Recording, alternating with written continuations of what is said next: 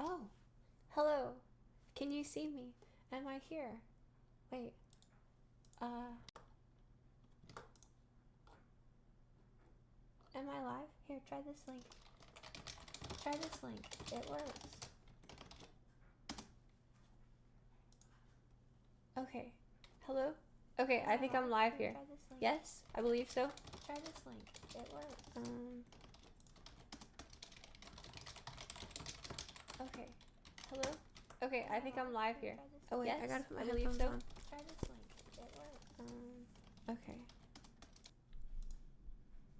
Okay, can you guys hear me? Am I live here? I think I am. Hello? Check, testing. Hello. Okay, it works. Lovely. Let's see. And there was something else I was gonna check. Thank you all for being here. Let's see. Sorry about that. I got really confused. I don't know. And then it was a lot easier to just start a stream instead of fixing the one I had before. Can you guys hear this? Let me know if you can hear this.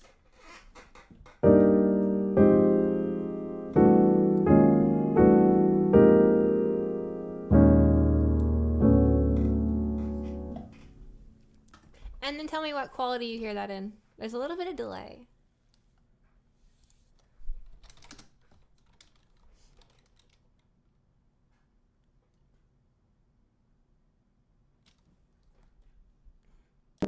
Oh, yes, I can hear it. Whoa, this is crazy. Okay, so there's like latency. So I have to like not I have to keep in mind that there's latency. Video output low. Not enough receiving. Will experience buffering. Okay, strange. Okay. Yes, you can hear the sweet piano. Okay, so I'm just going to play for a little bit while all the things sort of go. I'm also going to try and set it for low latency so that I can like talk to everybody better. So I'm going to play for a little bit. Oh, wait, don't go there. Okay.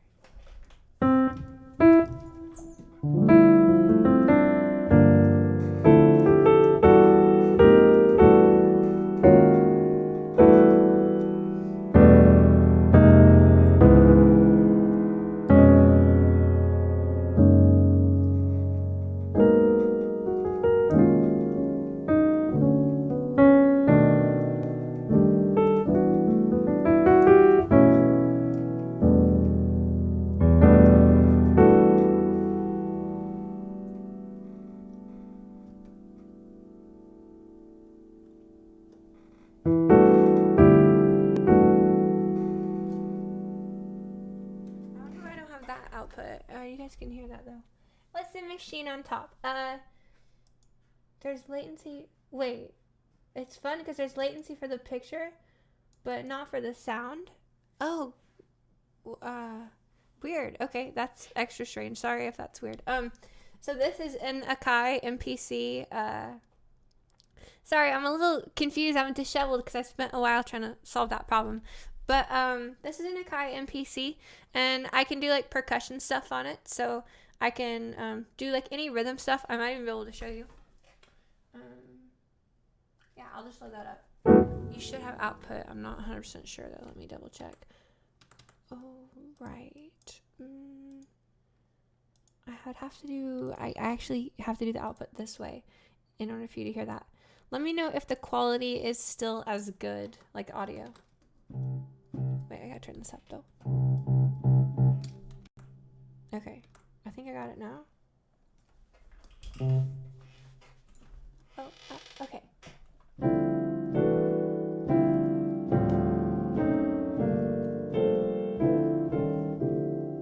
Now it should probably sound like it's more like room sound instead of direct, but it'll be okay, I think. Same with me.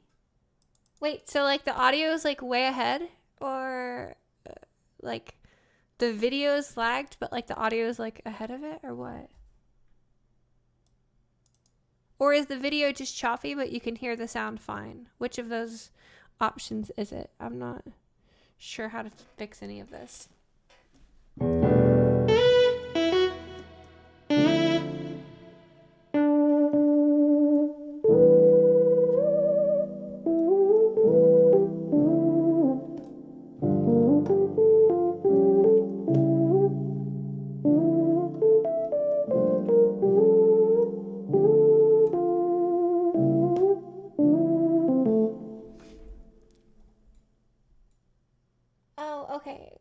got you. I thought you guys meant like the sound was like literally like minutes ahead or something like that. Okay, gotcha. Yeah, I don't know why it's lagging. Sometimes it hasn't done that before. I don't know if I can, maybe I change the, I don't think I can change much about it to fix it. So I'm sorry about that. I'll try to fix that for next time, I guess. Or it seems like it's healthy going out of my encoder, out of OBS, but then when it goes into YouTube, it's a little wonky. So I don't know what's up with that. But okay, so this Akai and PC. Oh, hold on. Let me fix that.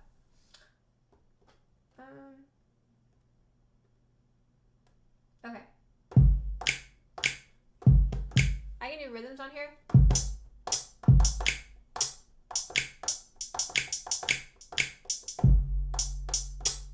And so you can actually loop it really easily. So I can go like here.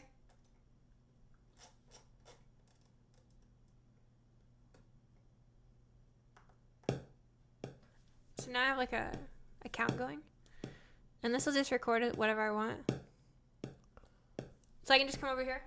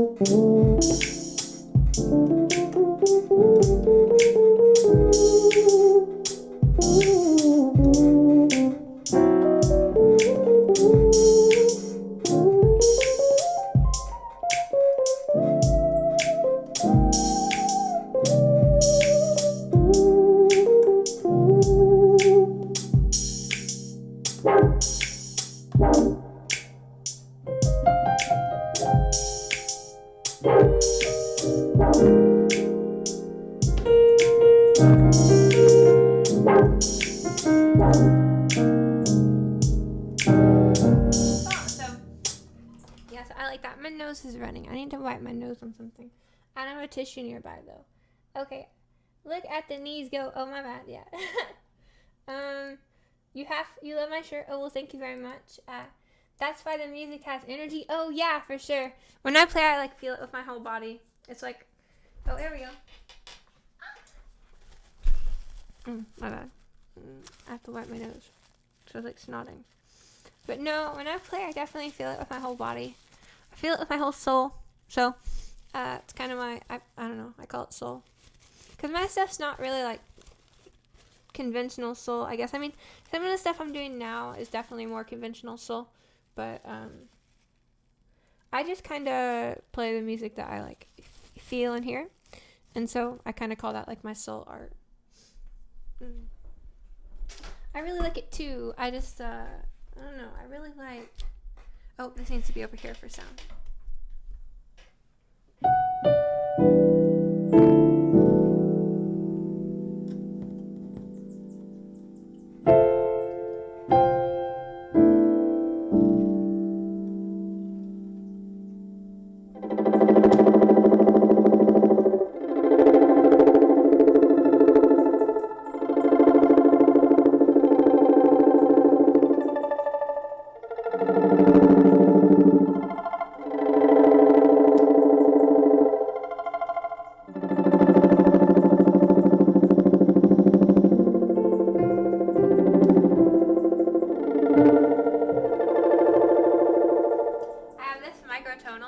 So it like clashes against the 12th tone, which I actually love. Hear that?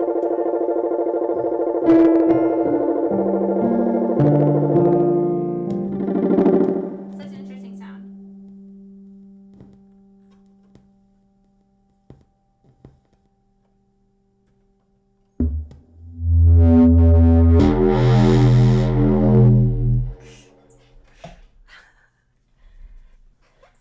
Okay, so if you guys have any questions as well, please feel free to ask anything too. I don't really care. I want to make this as enjoyable as possible for you. So, I'm pretty democratic with what we do.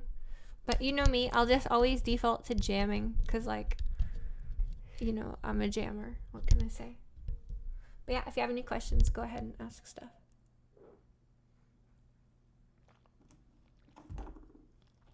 Oh, and I'll also go over here and, oh, okay, yeah, let me fix my bangs a little bit. I'm trying to just do, like, a third part, like, down the, like, third of it. See, there's, like, this delay, so when I ask you a question, there's, like, a whole, like, minute or so where I, like, sit around and wait for you all to hear the question. It's kind of, like, it's kind of weird. I'm gonna take a fish oil while I wait for, the feedback. How long have you been playing music? Okay, see, I just saw that. So you'll see how long the delay is when you hear me answer your question. I've been playing music since I was like 15 or 14. I started a middle school band playing trombone. I wanted to play percussion, but nobody would let me. And then, so that sucked. And then I did trombone for 2 years, and then switched to percussion. I lied to the band director because we got a new one, and there was like this new guy, and he went around and sent a sheet around and asked everybody what they play. So I lied and said I played drums or percussion, and so I switched to percussion. And then all of a sudden, I was like trying to keep up with people who were better than me because they had been doing it for longer, but it was the first time I had tried to get into it. But that sort of opened up an interest in other things. My father ended up buying me a drum set, which was the craziest, most fortunate thing ever.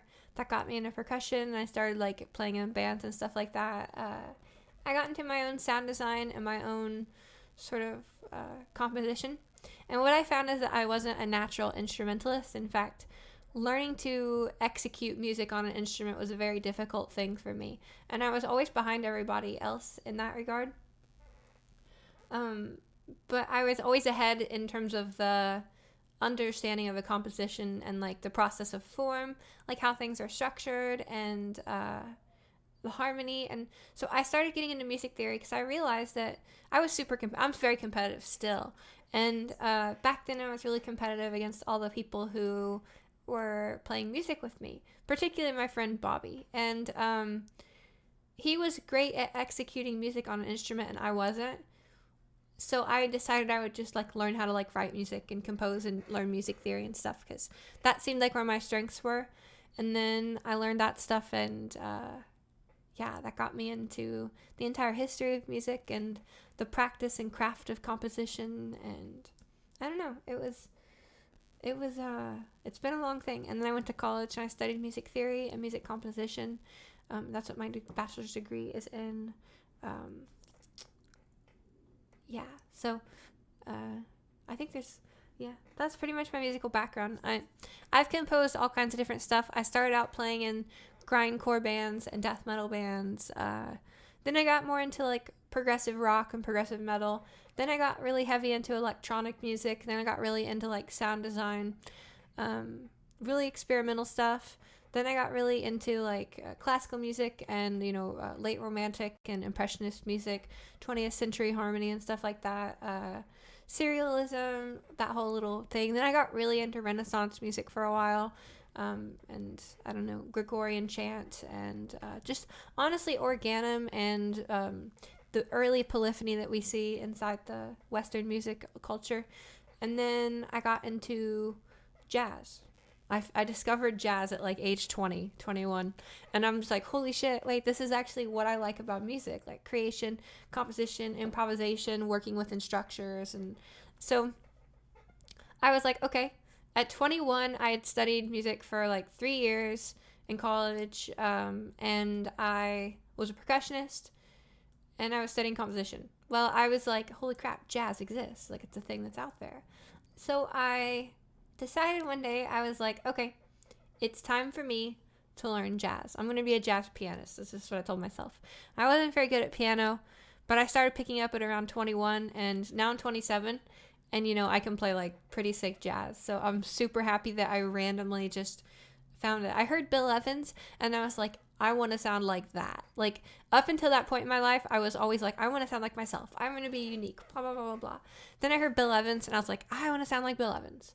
So I, like, transcribed him and listened to him and studied him for about 2 or 3 years straight, basically. And for a while, I really did sound a lot like Bill Evans. But now I definitely have my own, you know, my own sound as I've explored jazz further. But that jazz kind of then took me more into hip hop. I got a lot more into hip hop because of the jazz roots and the R&B roots in that. And then I'm really into R&B in general and soul. So now my music's kind of this weird hodgepodge of, like, sort of, I guess, like, contemporary soul, like, experimental jazz electronic stuff with drum and bass. But yeah, have I ever considered doing games and video songs? Yeah, actually, check this out. This is kind of cool.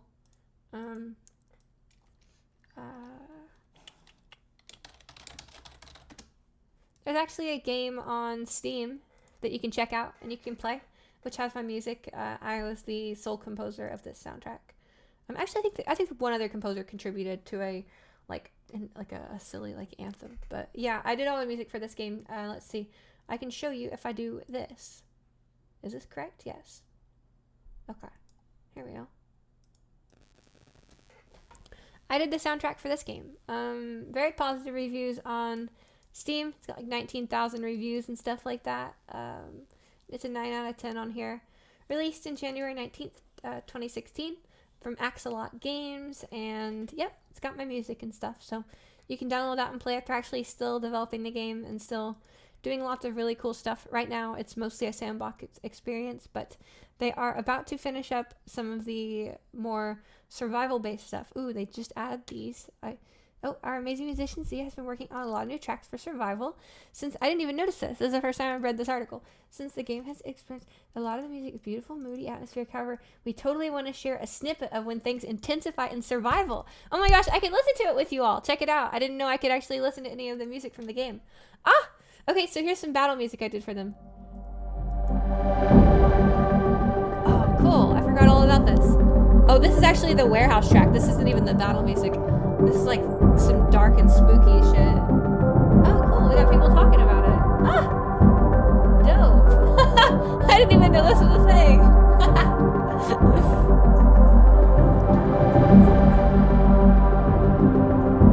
Ooh, I like this snippet. I'm glad they did that. Cool.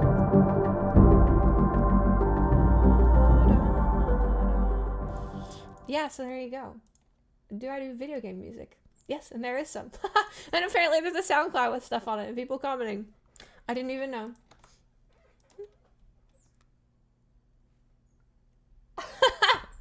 What a little happenstance.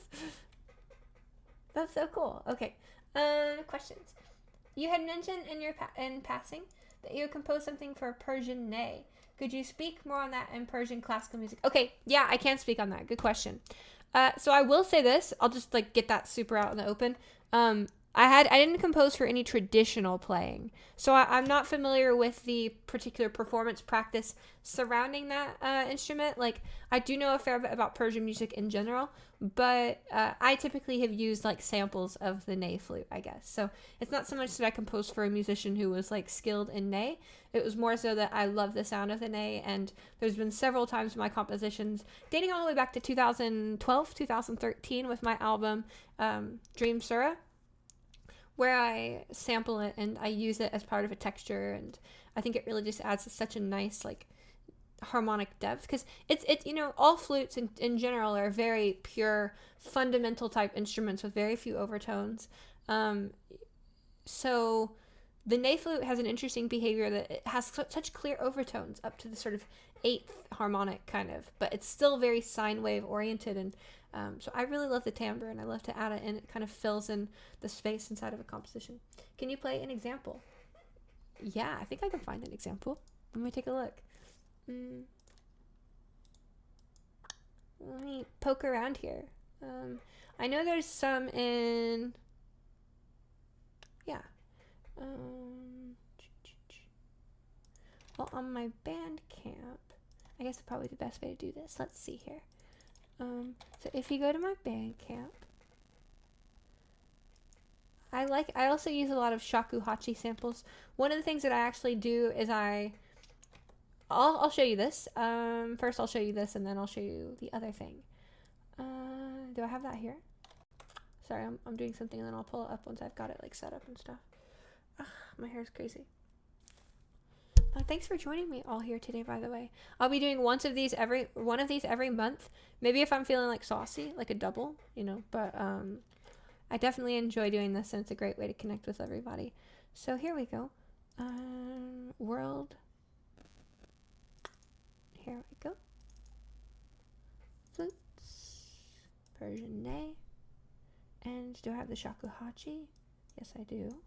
Okay, so here's one of the things that I like to do. If we go in here to contact. So contact allows you the ability to add in lots of different instruments, and in particular, Contact is a sample library created by Native Instruments. This is the full Contact library. It's really good. I have other ney samples, and I have other shakuhachi samples, but these ones are okay. But one of the things that I like to do, wait, is it going through? If I do it through this, you can probably hear it better for now. Oh, wrong thing. So one of the things I like to do, that's mono. Here we go. So there is a ney, and one of the things that I like to do is layer it with a shakuhachi.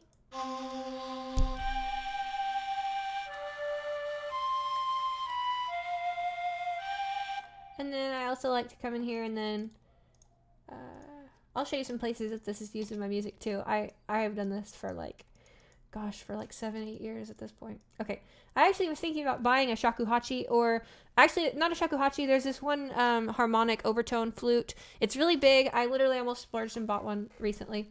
Not recently, actually, about a year ago. But so one of the things I like to do is then get this.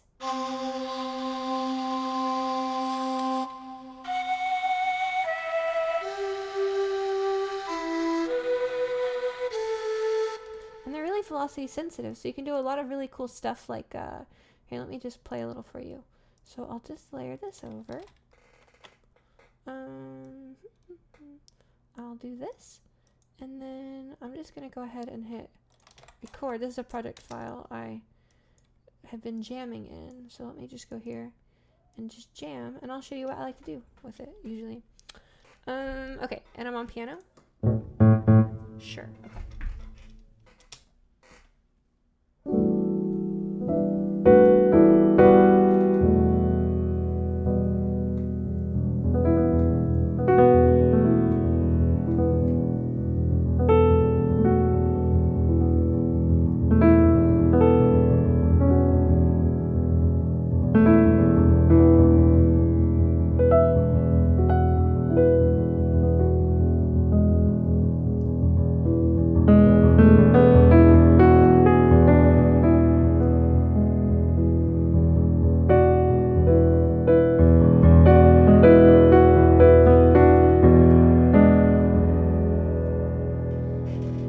Okay.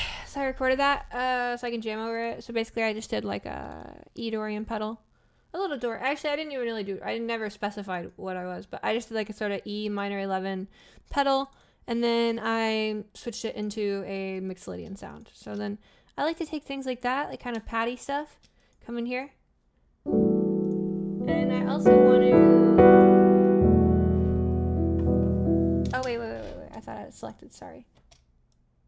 We'll see how this sounds.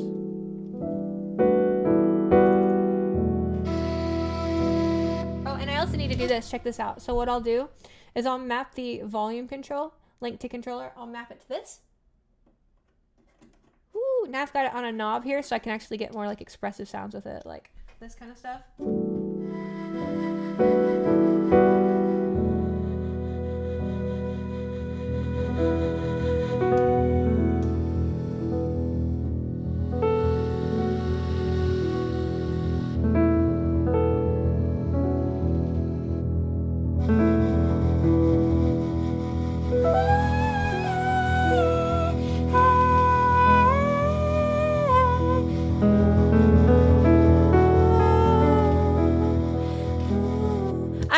stuff like that. Now let me show you some places in my music. I haven't looked at comments in a while, so let me go back to comments and stuff. I don't know what I'm doing here. I'm just jamming. I really like that harmonic series sound though. I'll be checking out. Okay, la la la la. Can you play an example? Okay, sure. That was the last comment I got. Now I'm looking back. Oh, wait, no. Okay, I just loaded a bunch of comments. Ooh, I can BS my way through some shakuhachi improv. Ooh, very lovely. You know, I actually like that's not even my favorite shakuhachi sample. Honestly, I think the contact shakuhachi is not that good. I've got one from from Colossus Library, and see, it's got the overblow, because that's actually why I love the Nei. That's why I love flutes in general, because they can overblow octaves, and the overblown octave sounds crazy, so it sounds so sick. But whereas clarinets blow over at the 15th, you know, so I mean it's cool, but it's sort of just a 15th kind of big, or 12th, excuse me. Let's see here. Now in terms of where that's at in my music, there's a lot of different places. I think the easiest place to find it would be, oh, how interesting. Here's an example. Gosh, I love this song. So here's a piece from my, you should be able to hear it, right? I'm pretty sure you'll be able to because it's desktop audio. But, this is a piece, called Bursting with Light. It's a 3-movement piece off of my album. Well, I guess I'll just show you.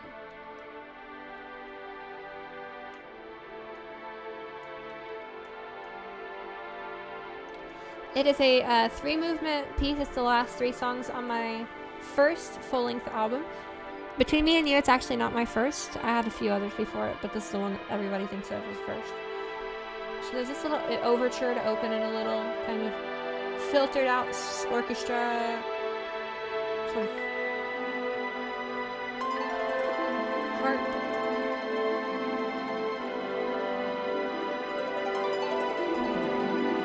You can hear it building, the shakuhachi, with the horn and the Nei. It's part of that texture. It'll become more obvious right in this next tune right here. Let's see if anyone's in comments.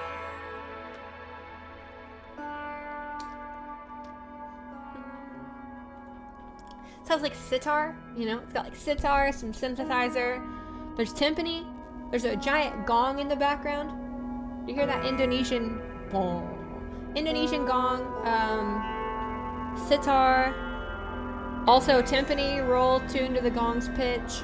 That was a bowed cymbal, bowed china, and bowed gong. All these samples I took myself. Not all of these, but the like drumming ones. Strings, sitar, gong.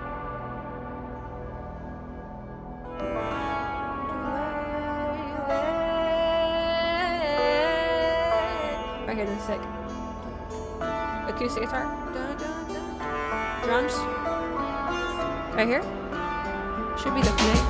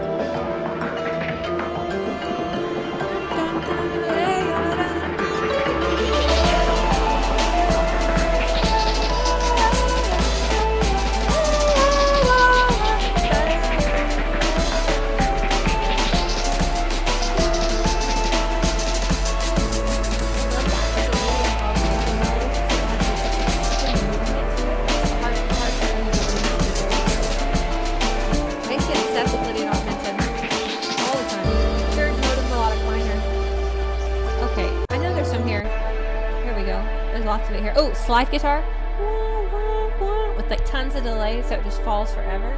Love that sound. Live for it.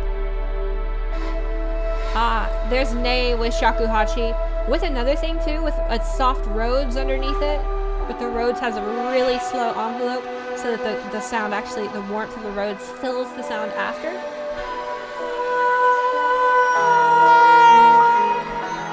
This is a crazy polyrhythm. There's like so many different rhythms going on here. I used to do this a lot. I used to like nest lots of little small melodies on each other to create like a composite. And that's like horn mixed with shakuhachi mixed with synth. You can hear the marimba.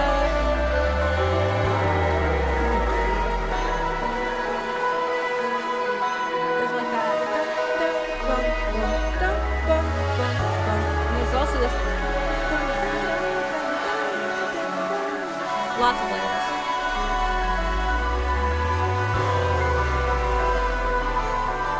I first wrote this piece when I was like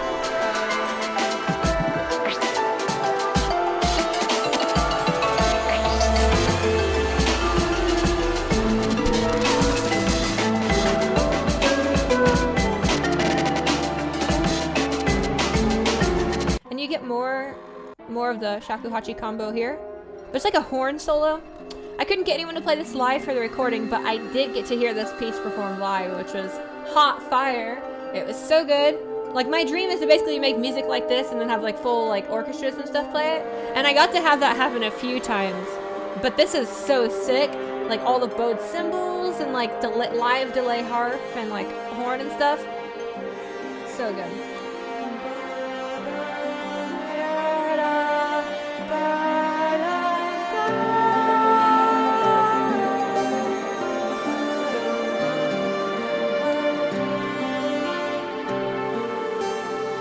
I love this piece. I listened to it the other night, actually. This is one of my favorite pieces I wrote when I was like younger. Like this piece right here feels so good.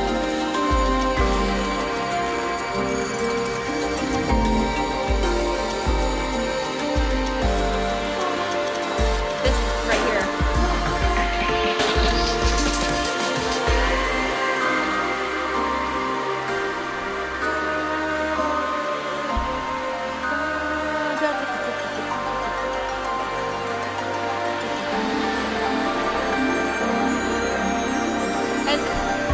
I can never just shut up, you know? Like, there's an example where I just could have ended it, but I just kept going.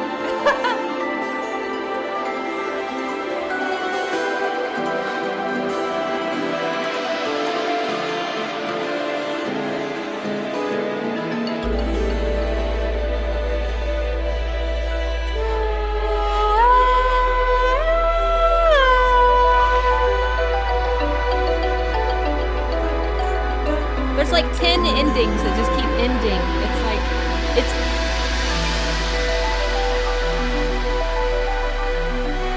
so fuzzy in the story, which I like a lot. My old music used to be very cold. Like, you notice there's a lot going on, but it's very chill. It's like cold. It's not warm production. It's not dark sounding. And I feel like a lot of my music these days trends towards more of darker production, where I don't tame the high end. I tame the high end a lot more. I used to really let my high end go crazy with, like, you know, I'd leave delay lines on, like big reverb lines, and just kind of let them get muddy. And there was kind of an aesthetic to me, but do I have Spotify? When you say horn, oh yeah, French horn, always. So like, I guess that's not like super obvious, but typically if you say horn, you mean the horn in F. It's got the best tone. The horn in F. Here's a key for any composers out there who are like thinking about orchestration. So orchestration is an art form where you try to combine the various timbres of instruments. Horn mixes with everything. Horn is like glue. Like if you have strings and you have winds, sometimes it can be hard to blend. Okay, strings are a homogeneous texture, meaning that they always blend with other strings. Like you can have like any pairs of strings, and they just blur together like that, you know. And then, oh yeah, you're right, for sure. Horn more like a casual synth. Yeah, for sure. But I guess like if a composer was explaining a piece and they're like, oh, I put horn here, it usually just always means like horn and F. Why is my stream health low now? It was doing so good for a moment. But so I feel like what I was talking about, orchestration. So strings are homogeneous. Strings blend with other strings. So you can't really go wrong just like throwing a shit ton of strings together. Winds are not that homogeneous, actually. You can go wrong throwing a lot of winds together, especially if the spacing on the chords isn't right. Like if your clarinets are really sort of the dominant piece of a higher chord, and then you've got flutes trying to fill in the middle. The flutes have so few harmonics that they add a buttery tone in the middle, but then you have all this extra stuff from the odd harmonics from the clarinets that create just a sort of unstable texture. So the horns, though, solve the problem. The horns have such a tone which is dominated by root fifth octave that you can basically build them to build just butter. I mean, they make everything sound butter. Like, for example, I was playing with this sound here.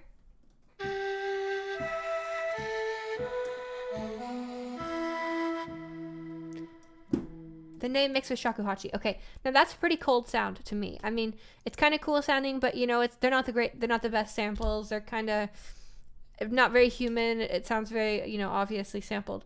So if I wanted to try and conceal the fact that this was more of a sample, or I wanted to try and make it warmer and make it sound a bit less sort of cold and lifeless, what I could do is I could easily just throw in some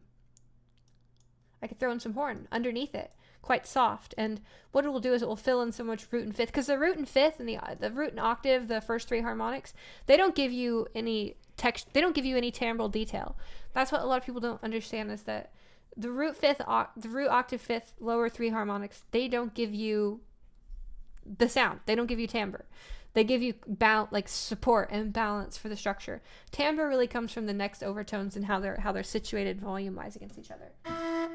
So here I'm going to add in the horn, and what we'll hear is that it just feels a little bit warmer.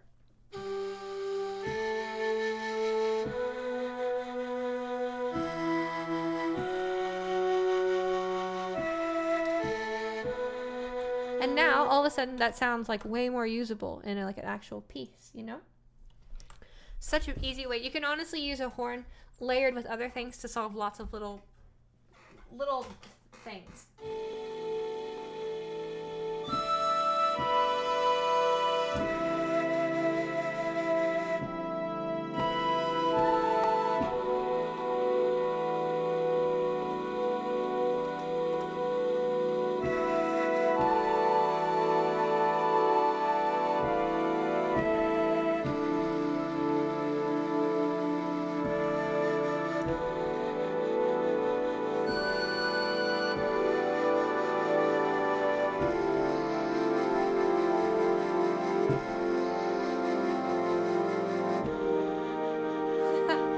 I like that sound.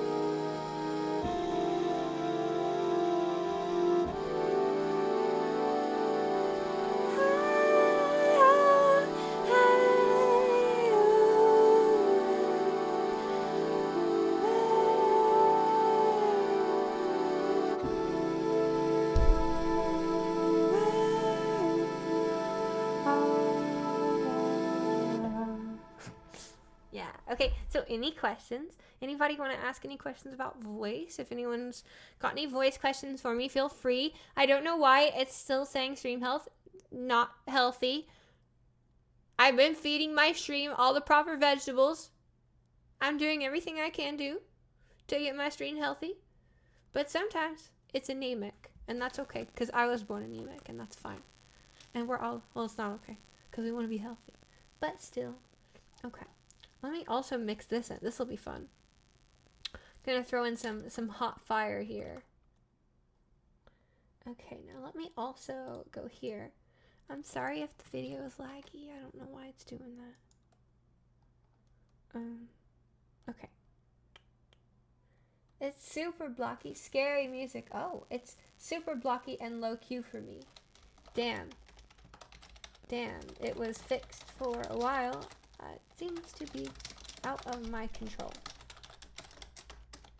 I have green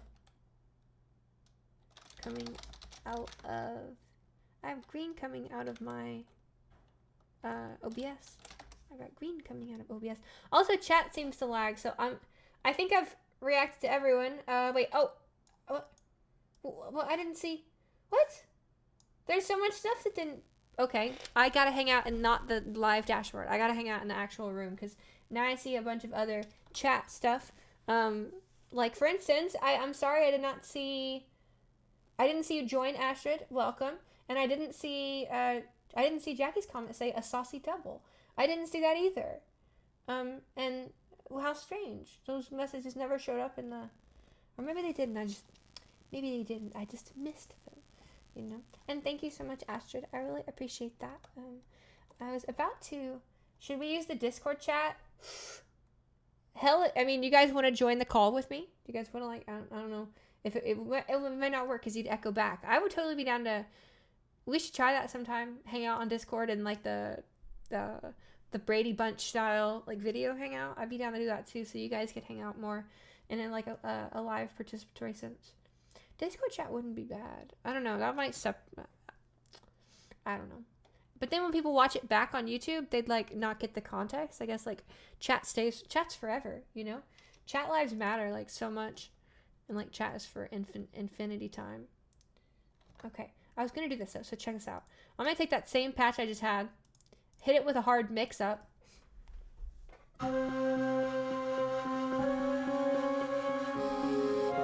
Wait, let me turn all of it down except for the thing that I want to have loud. Okay, keep the horn up, because horn's just like, you literally always have it loud. There's no point never turning horn down. Oh, wait, that's why it sounds so shitty. I accidentally got rid of the horn. There we go. Still too loud with the flutes. Let me turn those down. So what I'm doing, I'm building a sort of macro instrument right now. Here, I'll show you. A very large instrument here. So I've got the Persian ney mixed in. I've got the shakuhachi mixed in. I've got some horn, because, you know, we want that because it's so nice. And then I've got this here, which is a really amazing plugin I splurge bought. I don't know why I did, but it's called Fluid Harmonics. I've used it a few times. It's pretty sick, but it's really kind of, it's sort of, you know, it's very specific. Okay.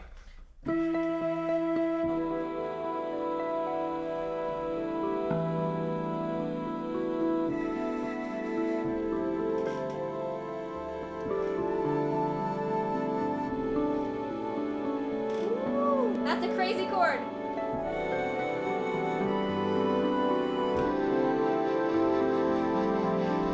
What a absolutely hot fire little sound that is. Just a little delicacy on my ears, I must say. You know, that's my favorite thing about...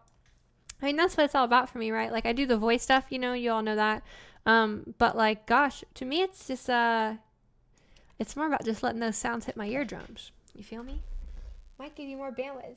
Set in the stream in 720 on OBS. Yeah, let me see if I can do that during the stream. I don't know if I can... I don't know if I can fix that. Hold on, let's see. Settings.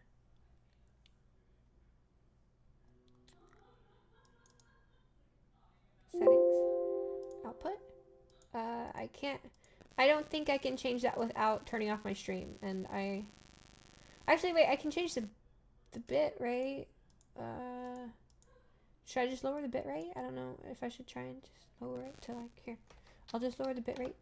300. I don't even know what the value is. Megabits per second. I don't know. I'm not a streamer. Okay, I'll start streaming more on Twitch, I think. Okay. When there's a sudden music change. Oh, probably because I'm triggering, like, hundreds of samples. The sample libraries I use are, like, deep sampled. So they're, like, gigabytes of audio just to create, like, one note, you know? So I think what might be happening is I might be playing some sound and then my processing power, like, gets diverted to, like, render these really expensive samples. And in low latency time, because I've got low latency audio right now. And then I think that, thank you for telling me that, you know, correlation allows us to perhaps not find causation, but allow us to reduce the thing. Chat lives matter. How's my face been feeling lately? Amazing. I feel really great about it. I'm still super swollen. Like, watch this. Check this out. Just for everybody in chat, check this out. This right here, all swelling. That will be like that in the end. but instead it's sort of like squishy. You can see it's like, I can actually reform it. I can make little shapes out of my swelling, and it sits there for a few seconds and then like drifts away. That's how I know it's swelling. So, but I'm really swollen there. I have a tiny little rash here still, which is almost gone. Tiny little rash here. Otherwise, though, I'm pretty much... Oh, wait, whoops, wrong thing. I'm inverted mirror right now. Otherwise, I'm pretty much good. My forehead has healed well. Still a lot of swelling around this area in general. Yeah, I love it. Feels great. Let's see here. Other chat things. I've played all those instruments. Persian, shakuhachi, and French horn. Gosh, I love that. They're all like my favorite instruments. What CPU do you have? It might need an upgrade if you can. I have a Ryzen 1700, Ryzen 7 1700X. So I doubt it's that. I just think it's my graphics card. I don't have a very good graphics card, and a lot of this is done on GPU. So I'm pretty sure streaming is a GPU thing these days. But I have a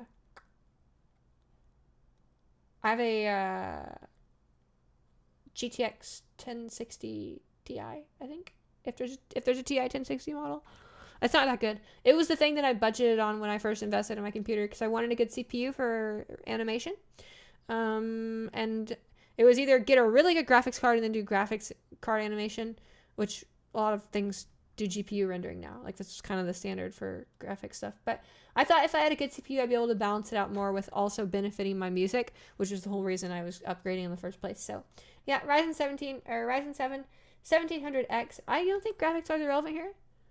I'm pretty sure they're part of the encoding process. Like, I'm pretty sure, like, you actively use your graphics card when you stream. I could be wrong, though. It might be a CPU thing. It would make sense for it to be a CPU thing, but I might be misinformed on that. Yeah, because, I mean, it's rendering on... I don't know. Someone else would know. But, graphics, you have one PC for stream and one for PC. Yeah, I don't know. I definitely think yeah, FFS is great. It's totally awesome. I definitely think I'm going to upgrade soon, though. I think I'm going to upgrade to, I want to get, like, an animation rig, because the animation rig will be able to do anything I want musically as well. But I first got this Ryzen 700X. It was 1700X. It was a really big improvement, and it still is a very good card. I actually like it quite a lot, or a CPU. But I'm not probably going to change my CPU. I just want to change my GPU. I want like two 1080 Ti's. I know they've got the new ones, but I might be able to get the Ti's cheaper now because, like, you know, Bitcoin mining and everything kind of like sold off a little bit. And then they came out with the new GTX line, so maybe I can just get a cheap I would like to get two 1080 Ti's, and then I'd have to get a new power supply because I don't think my current power supply is enough. I probably need a bigger case. But I'm planning on doing a big, like, animation or just make a server. Just literally have a server with two cards and just bounce it out. I don't know. I'm still trying to figure it out, but I want to be able to, like, express myself with animation, because right now I feel so limited because animation's, like, one of my favorite things. I used to do a lot of it, but I just used to tolerate leaving my computer rendering hot for, like, 15 hours in order to get, like, a minute, you know?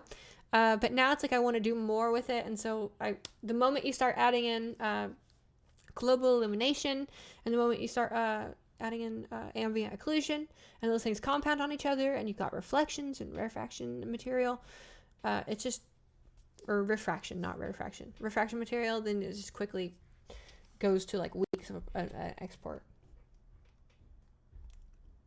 What do you do outside of YouTube? Oh, cool questions. Cool. I'm glad that you asked that. Let's see. Wait, there's all kinds of good stuff. Okay. I don't think graphics are relevant. You could upgrade the new Zen to CPU. Yeah. I think that 1700X is pretty good. Lower bitrate in OBS, or knock down the oversampling. Ooh, my audio is not even sampled that high right now. I'll try those, though. What do you do outside of YouTube? You can run them. They actually can scale like that. You can actually have, well, it's not that, it's just you can have two cards rendering different frames. So you can basically have every other frame rendered by a different GPU. So that essentially doubles how fast you can do things. So they don't scale like on each other, but they scale because you could just have them literally do half and half the work. And then I think I think there are some cards that do actually scale as well. Don't quote me on that, but I'm pretty sure there are. What do I do outside of YouTube? Well, I teach. YouTube is not like my job, by the way. YouTube is just like something I also do. I guess it's becoming my job with Patreon and stuff, but I like that. I love that. It's very cool.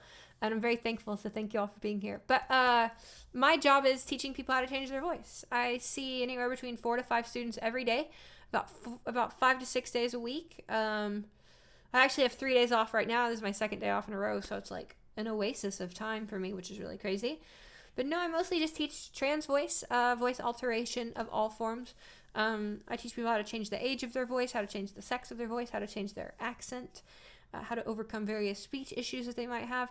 People usually reach out to me. They'll email me because they have a particular issue with their voice. Obviously, about 95 to 96% of my clientele, that's a pretty, just saying numbers randomly, but obviously, most of my clientele are seeking gender modification of the voice, but I do work with various other cases as well. So I do a lot with that. I'm working on my company, Internal Bioacoustics, right now. I'm trying to work on securing some outside investment so that I can scale my company and hire some very qualified engineers to start building the things that I need built ASAP. And I'm actually in some negotiations. I can't say anything about that, but everything's looking good right now. And then I have to finish my white paper. So that's probably something I'm going to try and do this weekend while I've got some time. And then I also make a lot of music. That's what I do most of the time, is just sit around here and do this. Like, actually. And then I just started learning Shibari. I'm going to start learning how to tie people up really well. I don't know. That's something new. I like pickles. I like food. And that's what I do outside of YouTube, I think. Pretty much what I do on YouTube is what I do outside of YouTube. Because it's my passion, so it's kind of... I started my YouTube not because I was, like, trying to make it a thing, but because I was just, like... I like talking about this stuff, and I teach it, and there's no...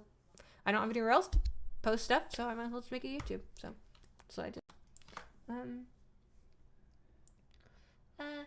Well, thank you. A little Swiss Army knife of creativity. I appreciate that a lot. That really means quite a lot to me. I love creative stuff. I've always been a sort of creative person. I don't really think of it as like a creative person.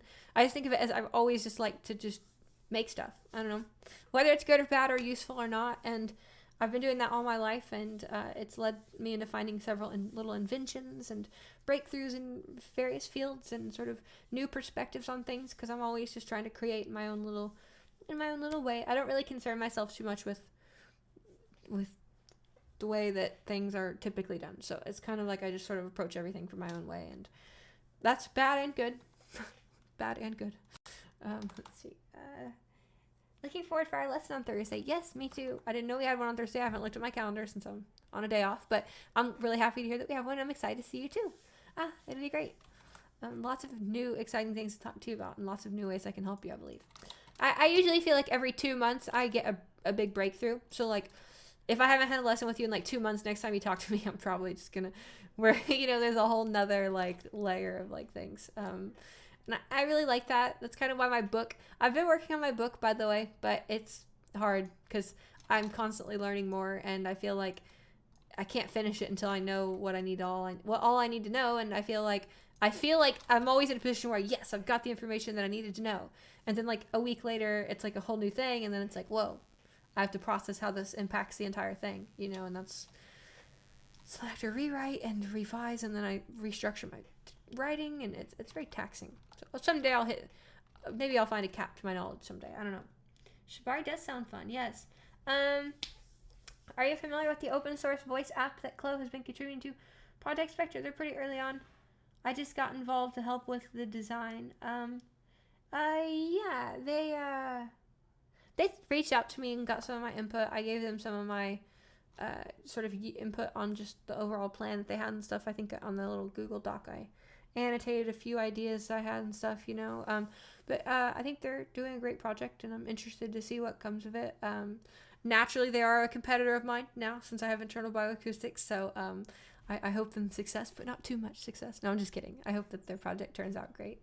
I'm really excited about my project. I think that it's gonna do amazing, but Yes, I can't say very much about that. Let's see here. Shibari sounds fun. It was super fun. Yes, and I'm going to learn a lot more of it. You feel the same way about your guide. Oh, yes, I know, right? Oh, about your referencing the point earlier about always sort of growing and yeah, I know. It's hard. Like, where do I press the stop button and then go, okay, this is an expression of what it is, because it's always changing. So I know I talked about doing a living book where it changes, but there's certain things I don't like about that. There's certain things I do, certain things I don't. My priority right now is trying to get my investment, because then I can hire engineers and just literally have them work full time. Like, the moment I get investment outside, I'm literally just going to take all the money, put it in a little fund, hire a bunch of trained engineers, and literally just have them like just grind on this project, because I have everything pieced together. I've got like a pretty good 20-year plan for my company right now, but so I'm not like, I guess, in any rush or anything, but I see a really big future for my ideas and how I can take them further and how I want to see them grow in the future. Eventually I would like to create voice implants, cybernetic implants. So it's pretty out there, but that's just the nature of me, I suppose.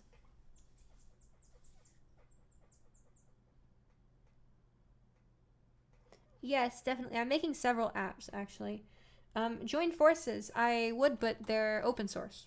I'm not. So I want to pay the engineers, and I want to give them a living so that they can like support themselves. And then it allows me to sort of multiply what I'm doing. So I don't know. I'm capitalist swine. What can I say? No, and it's not even so much that.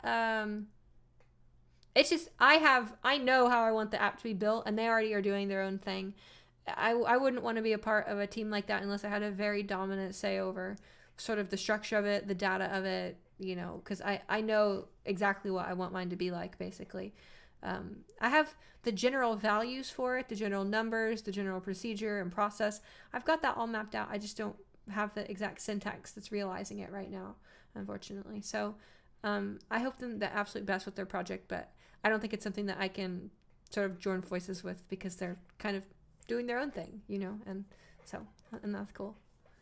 You have perfect pitch. No, I don't have perfect pitch. I've got really, really, really good relative pitch, though, which means if I randomly play a note, oh, you can hear that, can't you? Weird. If I randomly play a note, I can't tell you what note it is, but if you play the note and then you tell me what it is, and then you play another, I can tell you what the second one is. So I can I hear the distance between things. I just don't know the exact values. Like, okay, it's like saying you can see the distance between things on a ruler, but you don't know the starting points, if that makes sense. You can see the distance, but you can't see the exact value. And that's what kind of ear I have. Well, thank you. I appreciate that. I'm excited to see them come to fruition, too. It's sort of going to be occurring in layers, so that's kind of the only thing I can say without having people sign NDA. So sorry, but I can say if everything works out, I'll be able to really expedite the whole process, because I'll be able to have several people whose full-time job is doing that. So and the overall process, the way that I have it layered, I think it will allow for pretty quick turnarounds in certain aspects.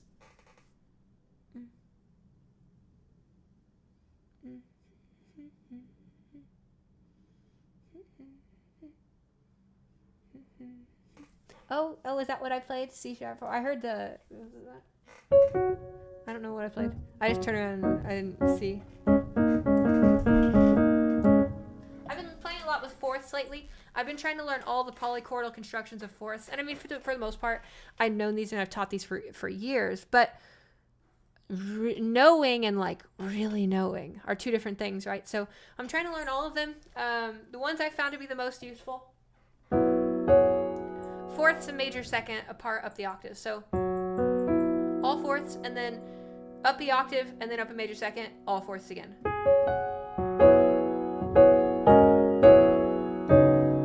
Gives things a very almost like post 90s or post 80s sort of almost like a plasticky. It's like it doesn't have real like feeling. That's what it sounds like to me. I mean, it does, but it doesn't. It's like a pastel corporatism. That's how it sounds to me, and I really like it because it's sort of vague. That's what I mean.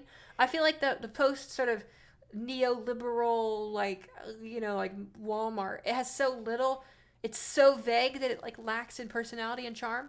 And I feel like this construction is very vague, and in a way it harkens to me that sort of same boxy emptiness that we feel in modern society. Oh, but it sounds good too. It's very beautiful construction. I also really like the one up a minor third. It's pretty killer sound. I've known about this one, and it's basically Phrygian. In particular, it's also a really good thing because you can do like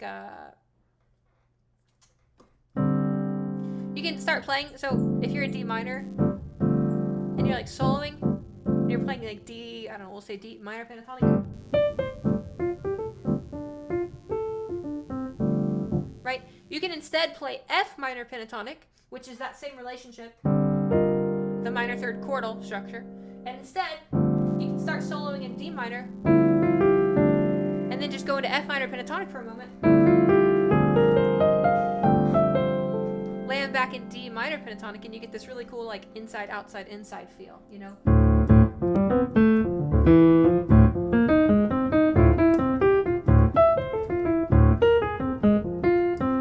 that? The F minor going back into D minor sounds really cool.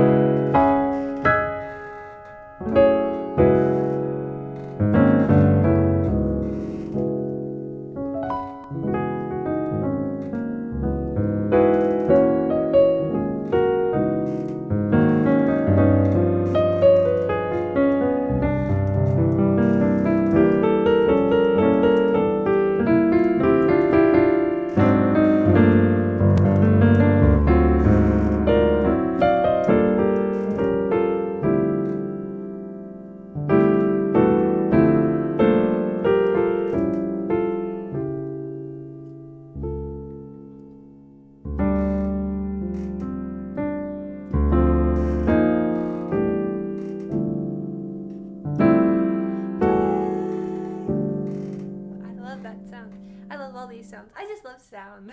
To be honest, I don't even care.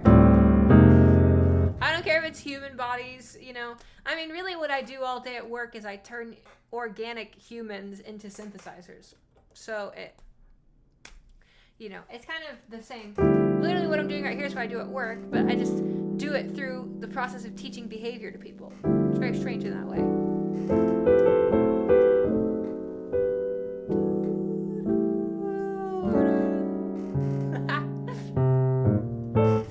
Let's see what chat says. Okay, lots of stuff. Okay, here we go. How much money do you need for that? For my app stuff? Well, I can't really. I can talk about it in private. I'm not really gonna talk about it here. Just because it's sort of, it's business, Let's see. I'm gay. Hello. Chat's moving so fast, no one will see. I'm super gay. Hello. Let's see. Bye. Pickle time. Yes. Parallel thirds. No, chromatic mediate relations. Very good. I enjoy D minor to F sharp minor. It's a rush to the outwards ether. Oh, very beautifully said. I agree completely. Particularly, there's several types so there's diatonic mediants, chromatic mediants, and doubly chromatic mediants. And each of them harkens a slightly different feeling, and each of them in their opposite polarity harken opposite feeling. So you've got two ways you approach, right? So you have like basically, we'll do what you're talking about, D minor. So we'll start there. So if I'm in D minor, I could do a chromatic mediant, which means I go up by the same thing, but by what it's shared with. So it's got an F, that's its diatonic third. So I go up by a diatonic third, but I keep the shape. I keep the minor instead of shifting to major. That's chromatic mediant.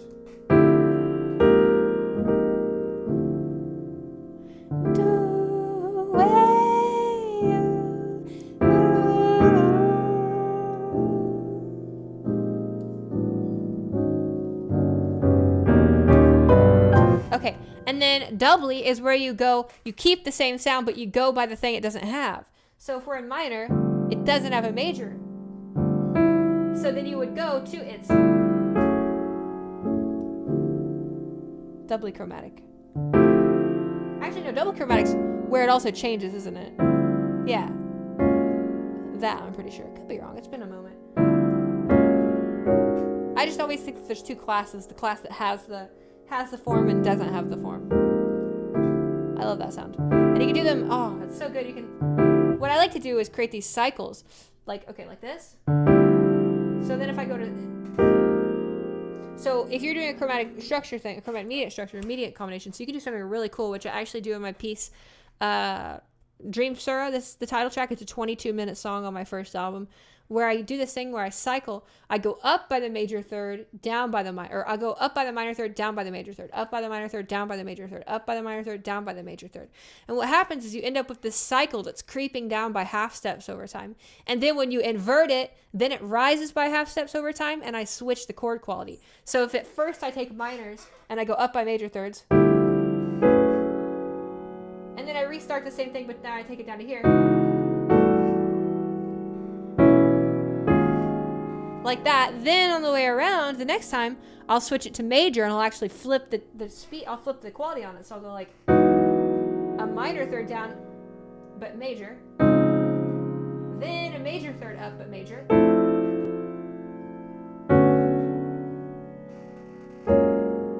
It creates this weird like it's drifting in the one direction that's not supposed to kind of go, you know? I also really like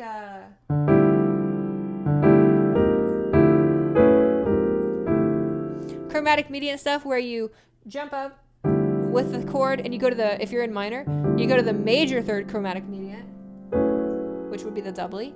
Then you take it down to the normal one.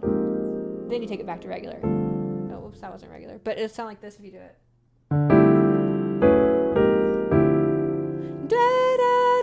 It's got that like kind of like hip little line to it. You can also do the opposite. If you start in major, you can go major, go up a minor third, and then move up a half step to the major third. So it ends up like something like this. I'll do it. I'll just do it in C. So it'd be like this. Ooh, that's like channeling Coltrane almost. You know, I'm feeling a little bit Coltrane from it. Like.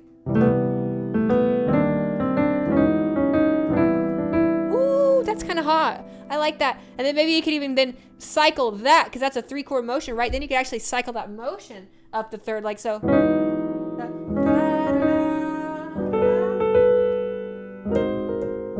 That's hard to do. I'll do it better next time. So it'd be like this.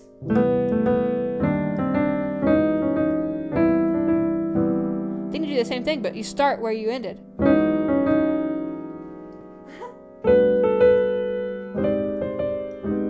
Cool if I played it better.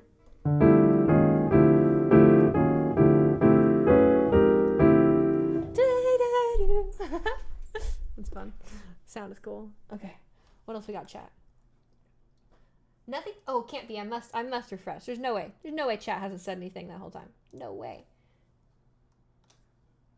I knew it. It was baiting me. Look at that. Chat sometimes doesn't update. That's so stupid. I must say. Thread as you. What a strange YouTube comment. What thread? Oh, I'm not sure. Okay, let's see here. I've heard 1 to flat. Oh yeah, I like that. That's a good progression too. It's almost a 2-5-1. It is, yeah. Kind of is actually. Coltrane equal love. Yes, me too. I was totally thinking that giant steps. Yeah, absolutely. It's like it's such a little, I don't know, such a little twisty-turny sound, you know? So tell me, I'm going to play 2 sounds, and I want everyone in chat to tell me what you think sounds better, 1 or 2. Okay, I'm going to play you my desktop audio, this.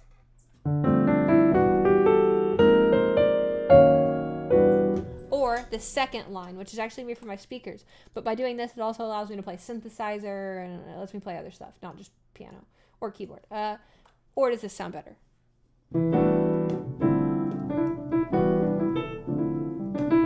That's got to sound worse, right?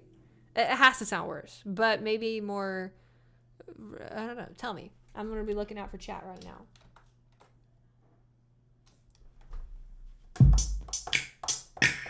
Forget what I did on this. Oh, that's a big one. Okay. A little big, but like still kind of shorter. Oh, that's long. That's like sloshy. I kind of get it.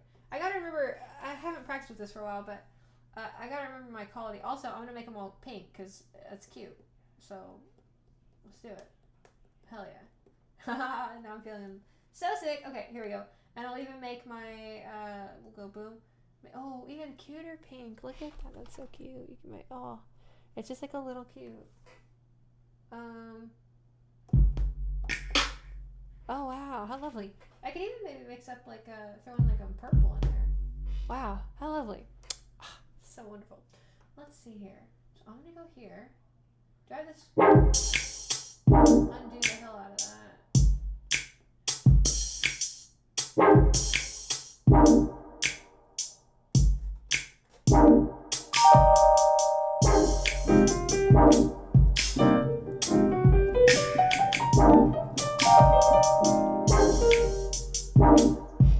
Oh yeah, okay, let me see what chat said. 1 or 2. That matters to me. 1 sounds better. Ah, I knew it. I knew it. I knew it. I'm glad you enjoyed chilling here. It's so wonderful to see you all. My sound inside your head. Third relation cycle. I love tunes that do third relations are like my thing. The same to me, but I'm not nicer. I think the first is better slightly. It's slightly worse, but the difference isn't that drastic. Oh! Yes! Very good. Can I rap? Yes. Can I beatbox? If I said yes, I think Savvy would kill me. But sometimes. that's draw a pink heart in your top box. Sure. Let's go. Let's try and draw something. All right, I'm done. Let's see here. Okay, pad color. So we're gonna go all with this like soft pastel pink. I love it. And then first things first. You always have to draw these things first if you're learning how to draw. I only have 4 pads though. It's hard to draw.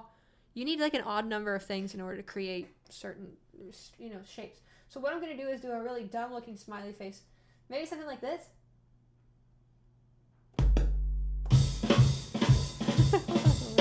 Hold on, it'll get better. That's pathetic. Okay, wait, here we go. There. You can see it better. I'm gonna draw it in blue. So check it out. That's so funny. Do you see it? Do you see the smiley face? There's not an odd number of pads, so it's hard to like draw like separate spaces. But we got 2 eyeballs here, eyeball, and then a dopey looking smile. It's kind of like a turned smile. Do you see what I'm saying? This actually looks super cool on camera. I like this. I'm actually gonna rock this pink and blue from now on. Let's see here. Let me read chat. Okay, you see it. I'm glad that you see it. Epic drawing with sounds. Well, you can actually draw with sounds better. Like, check this out.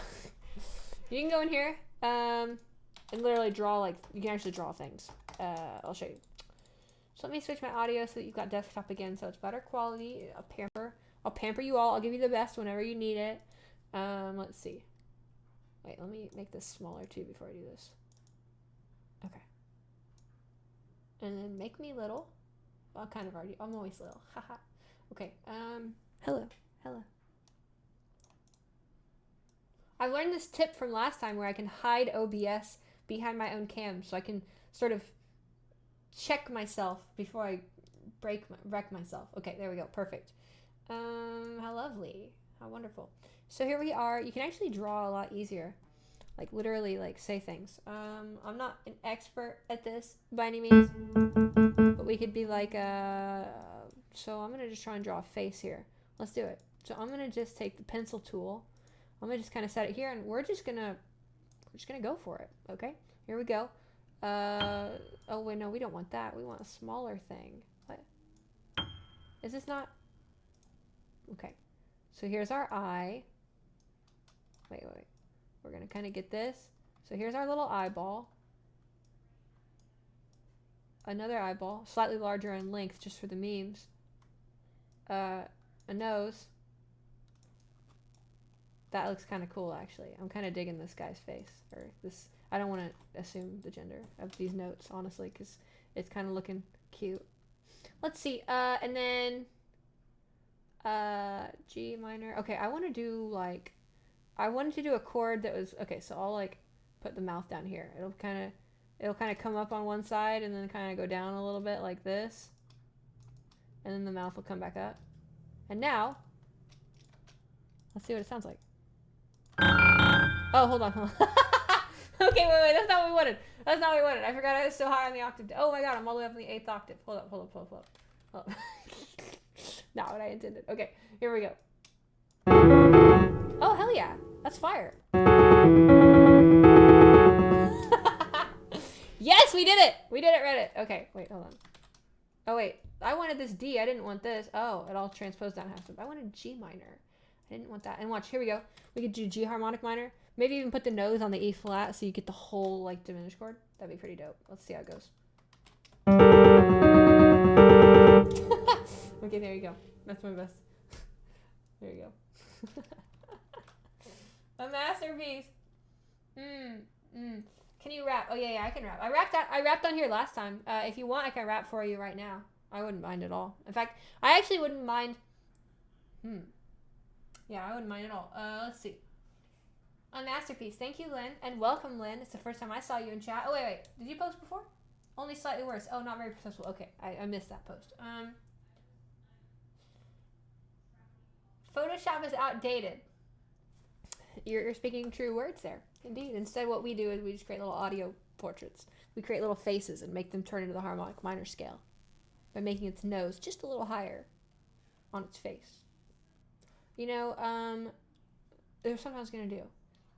Well, first I'm going to do a soul jam, okay? I'm going to jam for like 2 or 3 minutes. I'm going to do some soul. I want to incorporate this. I want to practice with this a little. So I'm going to hit this up. Check this out. I might be able, if this works,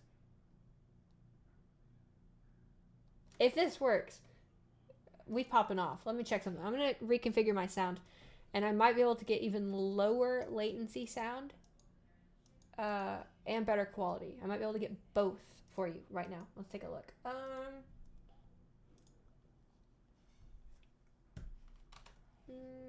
Maybe.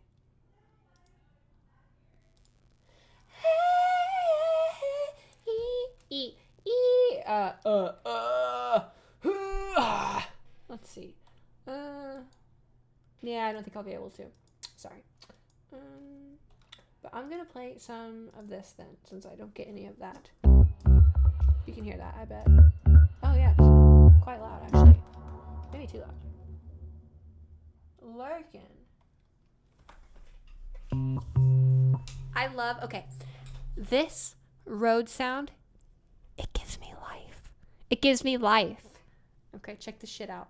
This is, it's so good. It's such a hot sound. It's so good. It's what I want to, if I could kind of only play one Rhodes, it would either be an old 1957 Mark II or 77. I think that's 77, 67. I don't know. I wasn't born then. I just, you know. But I get a Rhodes Mark II and, or this. Ooh, wait. It's so sensitive though.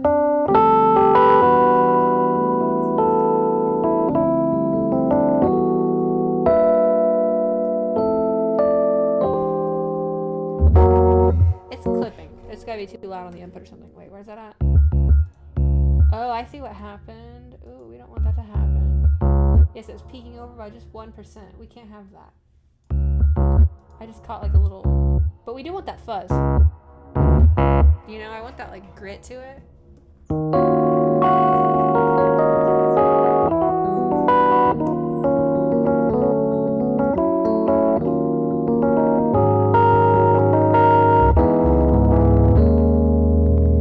Not that grit though. I don't know why it's clicking. I don't like that sound. Like, that's soft. That's like digital clipping. I don't like that shit. It sounds terrible.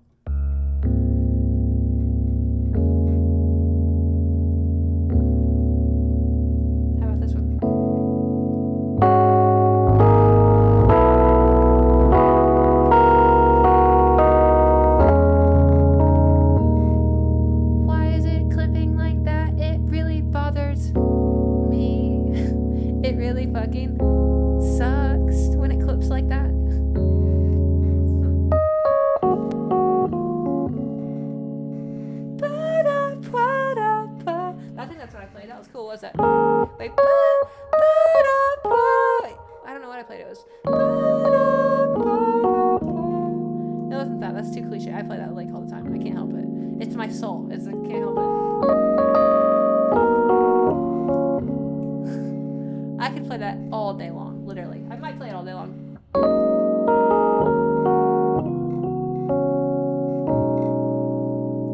Oh, you guys might know this song. If you're a fan, let's see. I'll give it to you.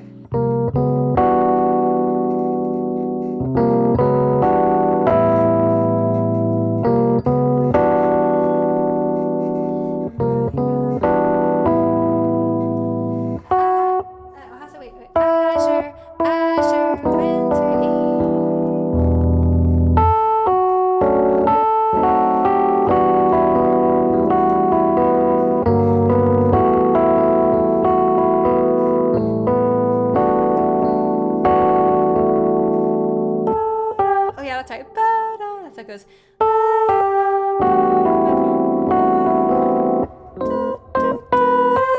Sorry, I forgot it goes. I like that melody a lot.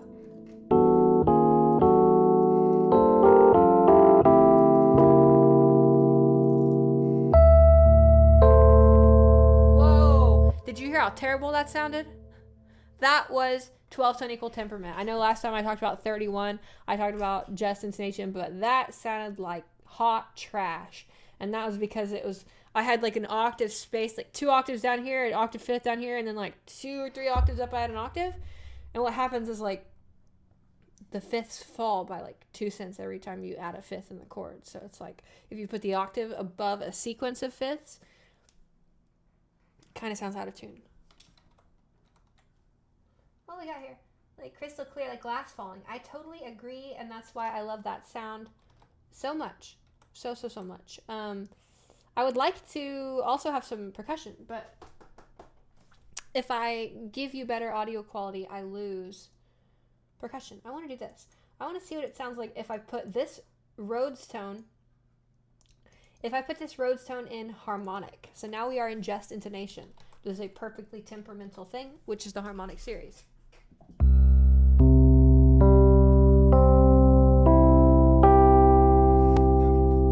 Do you hear and feel that? It's so stable. It goes on forever because it's so stable. It's insane.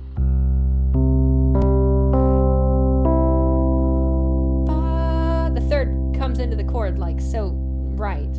You know, in 12 tone you get this. Listen, check this out. 12 tone versus just. Here's just.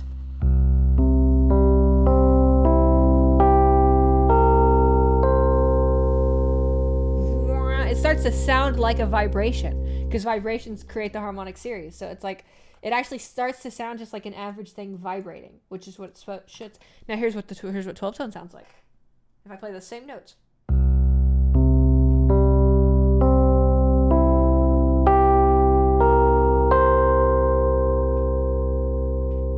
It's wobbling. Especially the fifth is so obvious to me. Fifth isn't usually very that obvious to most people, but I hear the fifth so bad. Listen to this. Wah, wah, wah, wah, wah. Don't you hear that motion? It's like so unstable. It's very close, but there is a phasing that's going on there, right? Versus when I play like just intonation, you don't hear that phasing at all. It just infinitely falls into itself and like shuts up. Like you almost lose the fact there's another note there. Now it just sounds like one note. It's crazy.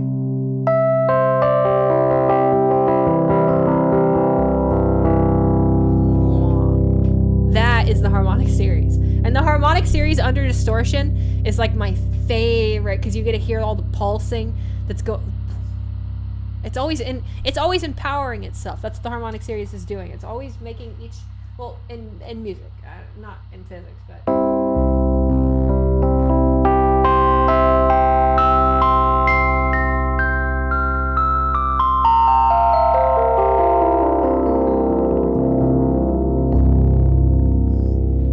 They're all inside of that original note. It's fucking crazy. To me, it sounds more natural. It sounds like nature. It sounds like the infinity of universe, just like all the time of the universe, just like at once happening. And I think it has to do with the fact that the harmonic series is essentially a fractal, and the universe appears to be fractalistic in nature. So perhaps they're connected. Who knows? Oh, I gotta refresh chat too. I hate that I have to do this because then it's like I miss stuff. Let's see. Oh, okay. No, y'all just didn't say anything. Okay, no worries. Fair enough.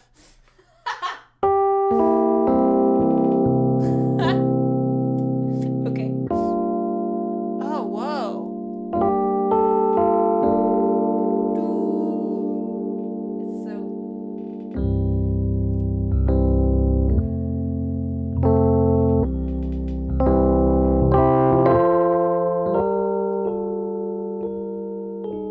Whoa. Huh.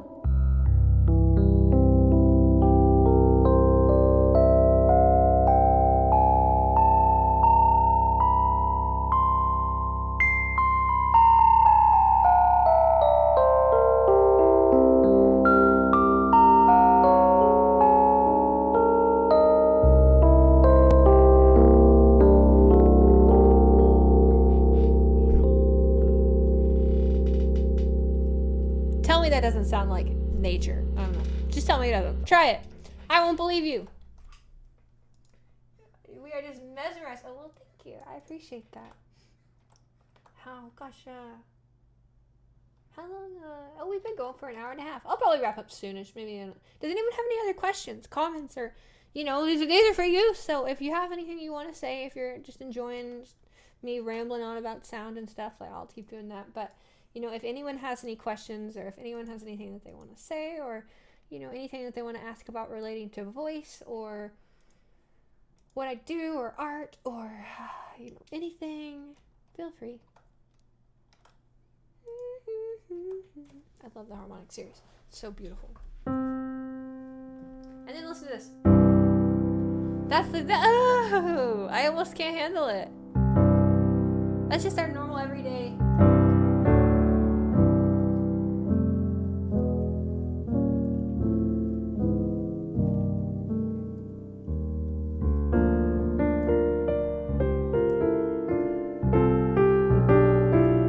Oh, you know what would be fun? I'll play some standards for you. I actually haven't done that in a while, and I want to. I was thinking about it the other day. I'll be right back. 1 second.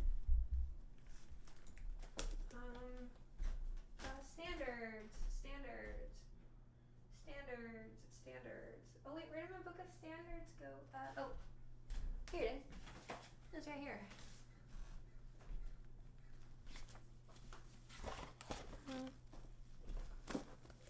Okay. Okay, so I've got real books here. I'm probably gonna play a jazz standard. I haven't played standards in a while. So I'll probably play like shit, but it's good to practice. I want to play Alfie. I've not played Alfie in like 2 years, and I really love this song. I actually really want to play Danny Boy. It's like one of my favorite songs, but I don't. Alfie? It's usually at the beginning, right? It's like the first, second, third page. Alfie. Oh, I might play Alice in Wonderland too. I like that standard. So maybe I can use my synth as a stand. What a very expensive music stand this is. Oh, we've got lots of questions. Okay, yeah. Let me get to them. I'm gonna play just like the first couple of bars of Alfie, then I'll read the question again. Okay, I haven't played this in a while. I love this tune though.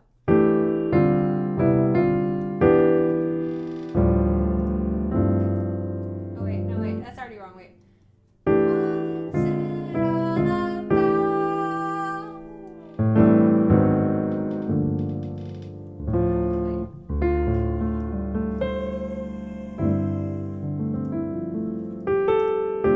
Oh my god, wrong chord.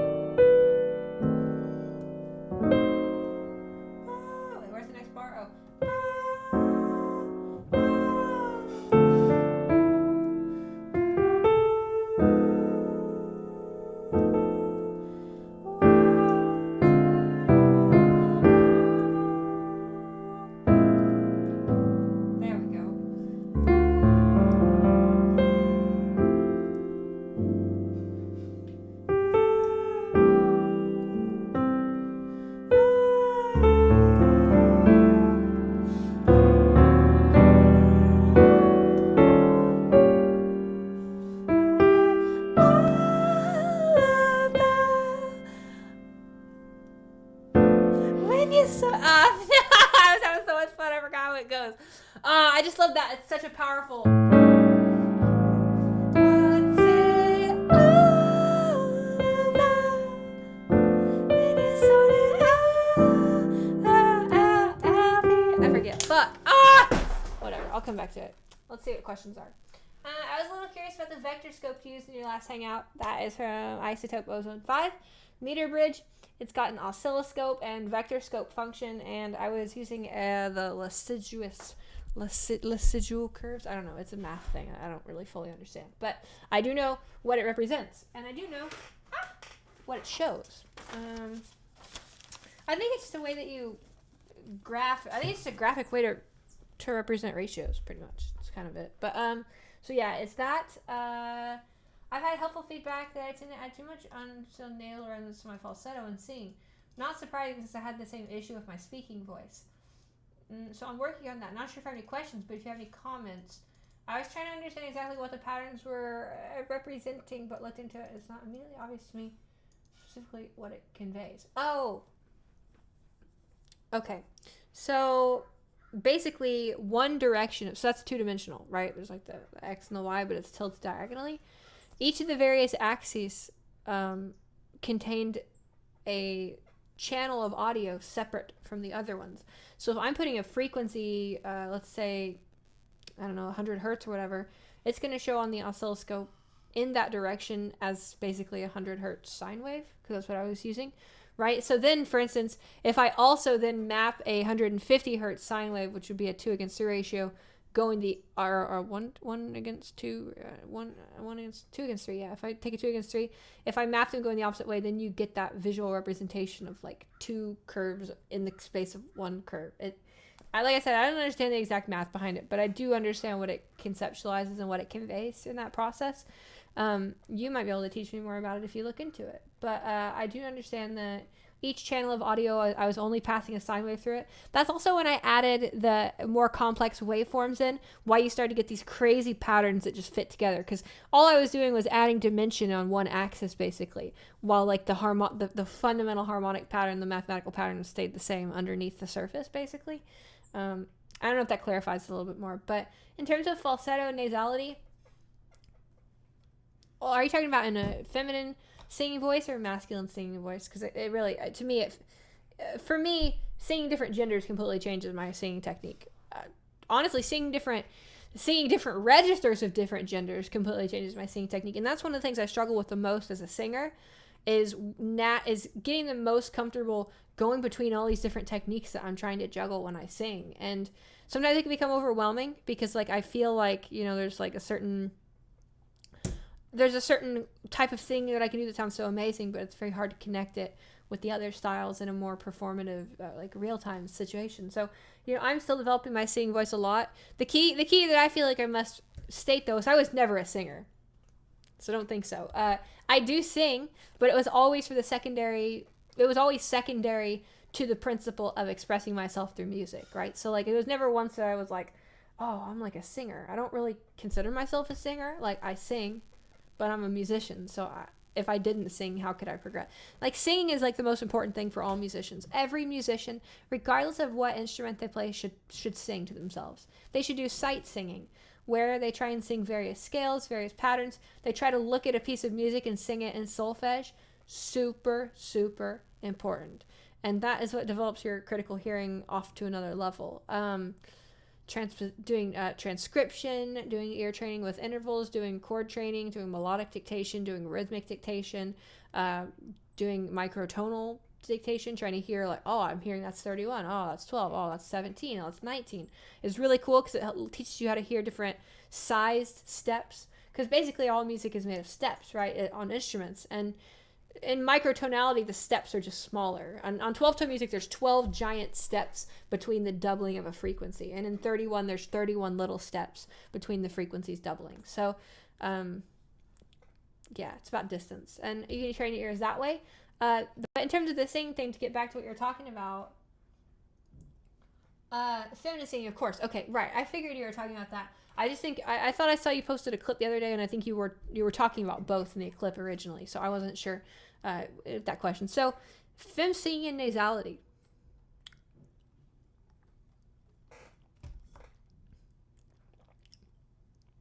I have very little. That's, I guess, one way. I have almost no nasality other than the nasal consonants.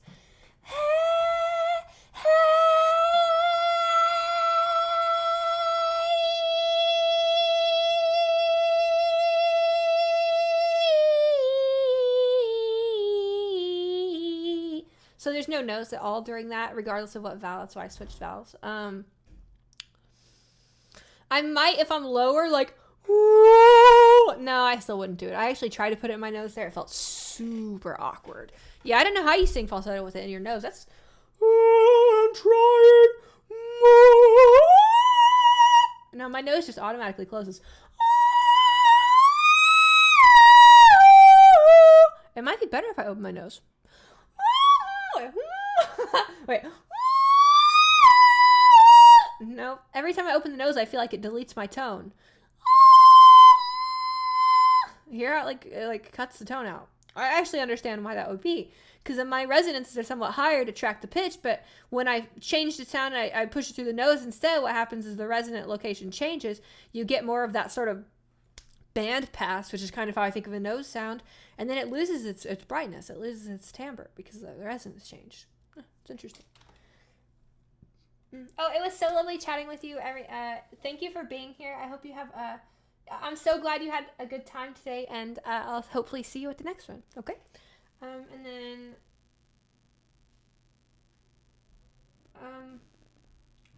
okay, so there's like that. So there's like that singing. And I guess if you're talking about falsetto. So in modal singing, let's see. I don't think I use any nose either there. No, there is absolutely nothing in my nose right. Yeah, so I don't have any in my nose when I sing. Oh, I don't have any in my nose there either. So maybe if I'm like singing like some like country stuff or something, I put it in my nose. I don't know. That's the only way I can like sing with air in my nose, which is bad, right? Like I said, I'm not a singer. I think the operas, don't they want you to open your nose? Like, isn't that, they say lift it. Oh, I guess they want you to close it then. Okay, never mind. Yeah, so I think close it off. I mean, there's a lot of ways that you can try and think about closing off the nose too. Like, I came up with a pretty good way the other day so I usually, what I would usually suggest for students if they're trying to figure out how they control their nose, first they want to gain control of the velum. Very simple, because everybody can do this. All you do is blow air out your nose, and then you try and start and stop it like so. And you hear that sound that's going on. Well, as long as it's not your tongue, that's your velum. It's a little plug going up and down back there in the back here, back in your oropharynx. It's a connection between your nasopharynx and the laryngopharynx, and it's like this little area here. So you have like kind of a little structure basically, and when it's closed, it seals off the nose, so all the air instead goes up the mouth and then stays in the mouth. And when it sort of lowers, it opens up, and then the air can actually enter into the nose, and then it passes through that vocal tract area. Basically, the nose is like a secondary. It's like a sidechain path almost for sound.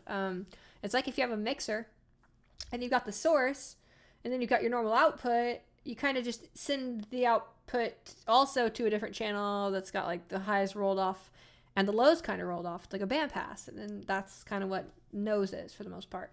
You can change some of the resonance of the nose by changing the oral cavity, because the sound still like feedbacks into the mouth. Like for instance, with the sound in, I can kind of change the resonance by changing the location of the in, which changes the pocket of space in the mouth. Because the sound actually a lot of the air is going to go when you have a nasal sound going on. A lot of the air is going to try and go into the mouth.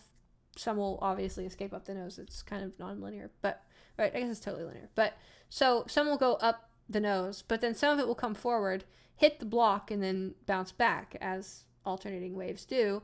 Then it will go back, and then some of it will go down back into the larynx and collide into the wave going forward and kind of clash and whatever. Some of it will go into the nose, but basically the sound will travel to the full cavity size of the mouth, then find its way out the nose, and that will influence the process. So you can change nasal resonance by changing the mouth, which is kind of interesting. But in terms of singing, yeah, so first gain control of it with the velum, then try to plug that. ah, try to produce all your vowels. You can pinch and unpinch your nose to double check to make sure that your vowels have no nose in them. Like I have to do this right now because I got a nose job, so I can't pinch my nostrils right now until they're done swelling. But watch, it'd be like, if I have it in the nose, it'll sound like this. Hear how the sound changes when I interrupt the airflow to the nose. So that tells you you've got air in the nose. If you then do it and there's no change, then you know that you didn't have air going into the nose. Okay? So if you're testing it and you're not sure if you've got too much nasality in your singing voice, you could sing a note, pinch the nose, and if the sound is significantly changing, it means that you need to remove the air from the nose. Or not. I mean, some people might prefer nasally singing voices. I don't know. Singing to me is a totally personal thing. I'm not trying to sound like anybody else. Like, I've had people comment on my singing voice, but I'm like, wow, you know, your voice is cool. But you know, if you sing with more closure, you might sound more, I don't care. I don't care at all. Like, my singing is literally just me making things with my instrument. I'm not trying to conform to good singing principle, you know, I mean, and that, take it or leave it. But so my singing is my expression of my soul. And so for me, it just happens to have no nose. But if you want that, you can do it. But you can gain control with the velum by sort of opening the nose, singing all your different vowels. Then once you can clearly keep a vowel going without it in the nose, then what you would want to do is shift between all your vowels.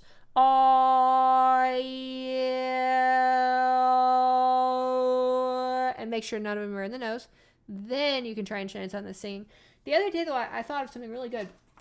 So I'm not a big smoker, but I do live in a recreational medical cannabis state, and I've smoked cannabis a lot in my life. And what I come to understand is that your velum closes when you drag or try to smoke something. This is really interesting to me because I didn't notice this at first. It makes sense, right? Because if you're trying to draw air in, if the nose is open, you're going to have a depressurized seal. And so what's going to happen is you're instead just going to like breathe in through your nose if you try to take a drag of something, right? So whenever you do a smoking motion or a dragging motion on something, your velum is closed. So what you can do is you can do like a fake dragging motion if you think about what it feels like. If, even drinking through a straw, it doesn't have to be smoking. But if you drink through a straw, that suction, that puckering suction where you pull and you can feel it sucking in, that means that your velum's closed because the entire cavity is like sealed, right? And that's how you're creating the pressure in the first place. So what you can do is you can do that and then open the nose, or do that, hold that shape, and then start to sing, and you can get rid of the nasality pretty easy that way. Oh yeah, I could see CeeLo Green having a bit more of that nose, and the Armenian Duduk. No, yeah. Honestly, a lot of that sort of I don't want to generalize it too hard. I mean, a lot of that sort of more Middle Eastern style music, it's not just the Middle East, of course, but a lot of that kind of music, Persian and Carnatic traditional styles and stuff, a lot of that has very nasally sing, and I didn't even notice it until you pointed out. But I mean, even just imitating some of the ways that you would hear like the call of prayer in Islam, very nasally. In fact, incredibly nasally. Good call out. I would totally see that being the reason why you have a lot of that excess nasality in your singing voice too, especially if you've been influenced by those cultural traditions a lot, because it'll very much inform the way that you view aesthetics. So yeah, very interesting observation. Huh. No, I would try to do it if I didn't feel in some way it might be a little disrespectful. I don't know. I like chanting and various things, but I can hear it in my own head really well. No, that's so much. I guess I'm starting with the nose, which happens a lot in that style of singing, and then it opens up into the mouth. Ooh, that's kind of interesting. I almost think that might even have to do with the way that it creates this harmonic build, right? You start the note in this like muffled, almost like, oh,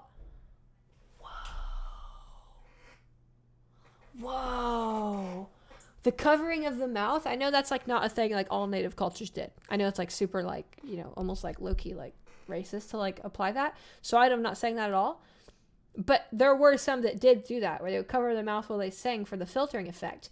And I just realized that it's essentially achieving the exact same phenomenon that occurs in Persian singing, where they start filtered. It's the same thing.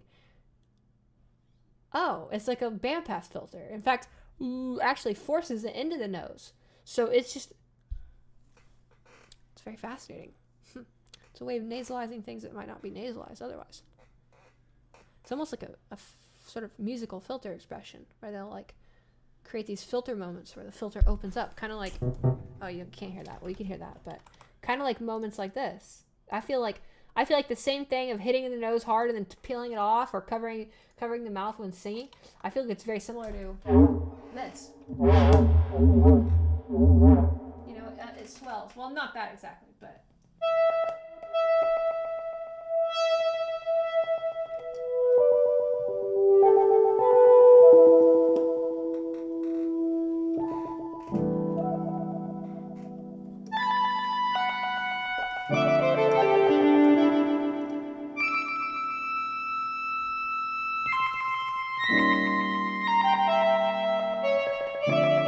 Interesting. I don't know, something like that, where you like tweak a filter.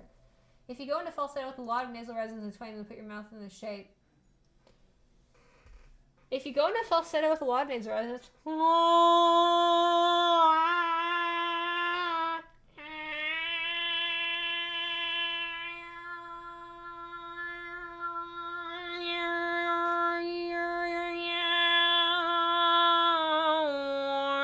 yeah, I agree.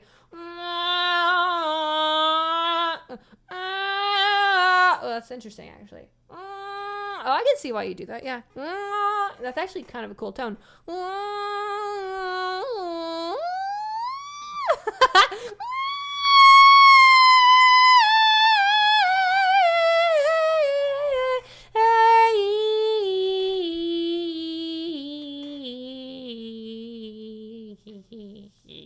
Sorry.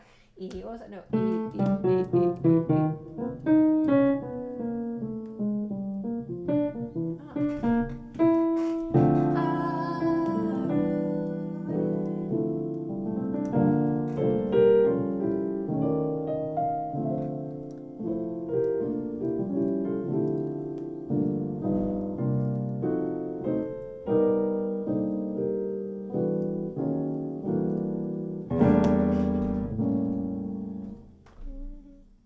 More sound and more open throat, low larynx. Okay,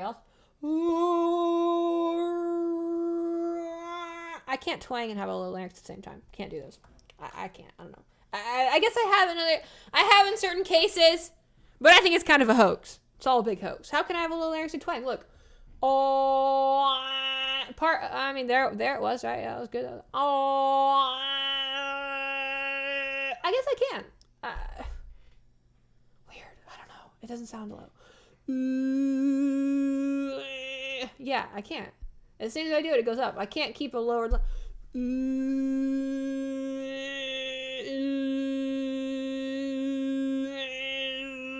I can't do it. I don't think it's possible. I'd love to see somebody do it. I don't think it's possible. I've heard things that sound like it. I don't think it's possible, though. I don't know. I've got really good coordination over my twang, over my epiglottis, over my pharyngeal constrictor. When those things start constricting, the larynx raises. I don't know. It automatically happens. I don't get it. I don't know. Because they're connected to the tongue. And in order for some of that stuff to happen, you have to reposition the tongue. And when you reposition the tongue root, you reposition the larynx too. So I don't know. I would love to see evidence, because I like to know what's going on. I could be dead wrong, but in my own experience, I just don't see it. Maybe neutral. Yeah. I can do it with neutral larynx with the jaw closed.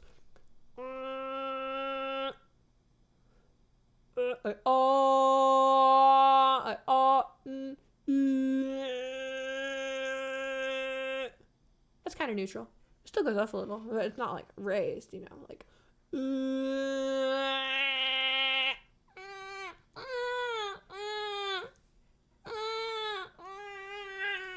That's a cool sound.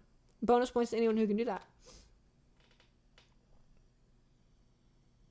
It's a tough sound. If you can do that, you can basically sound feminine very easily, because that kind of represents like the peak, like the absolute peak of like maximally small vocal tract, kind of. It's like that mixed with like a filter. It's weird, kind of. It's like a meta thing. Oh, because I'm going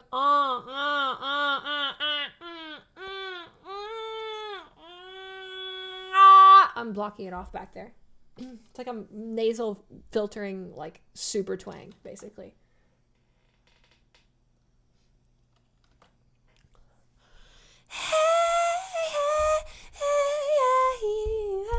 See, sometimes I like really breathy, non-bright sounds.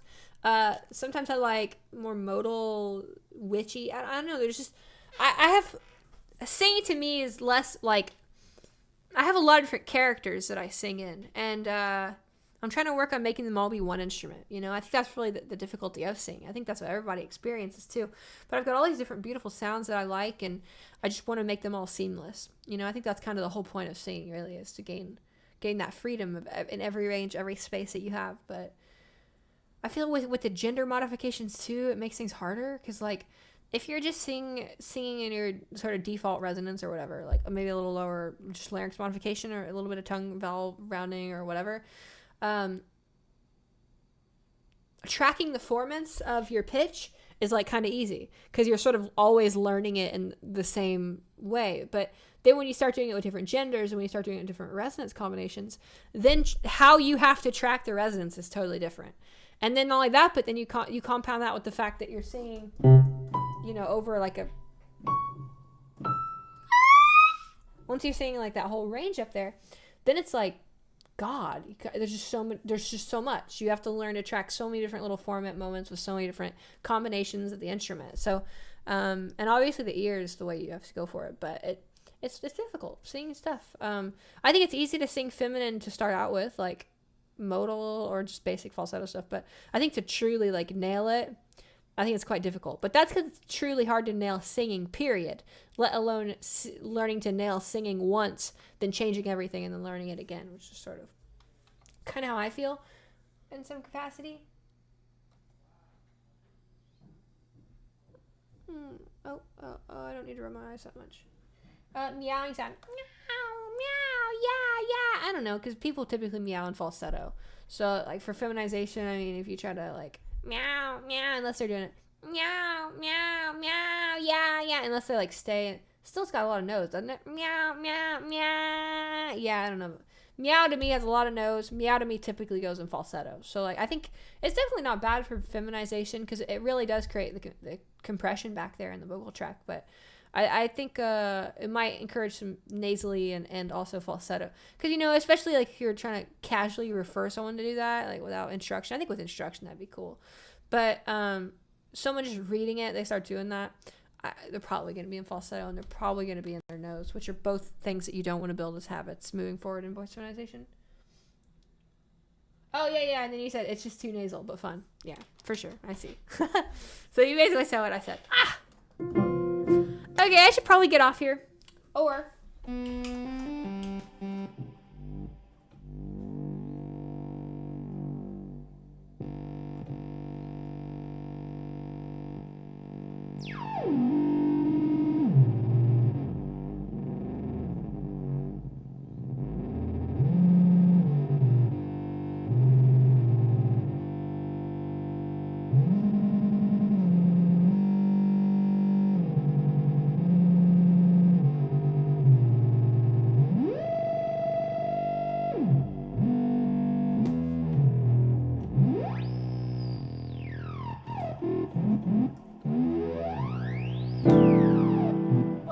That's sweeping hard.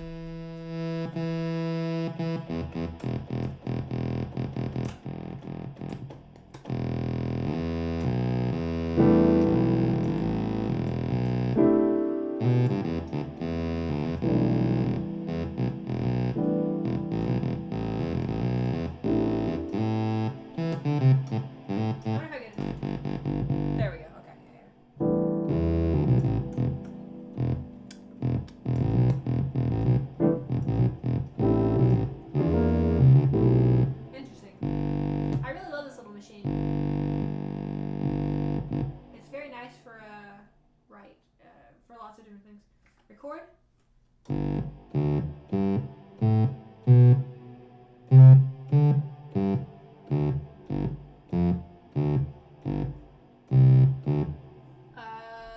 Sure.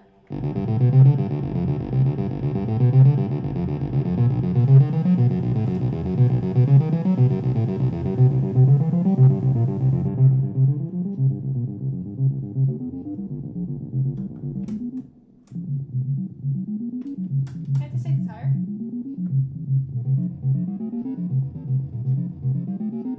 It's a really great machine. Oh, you can even like.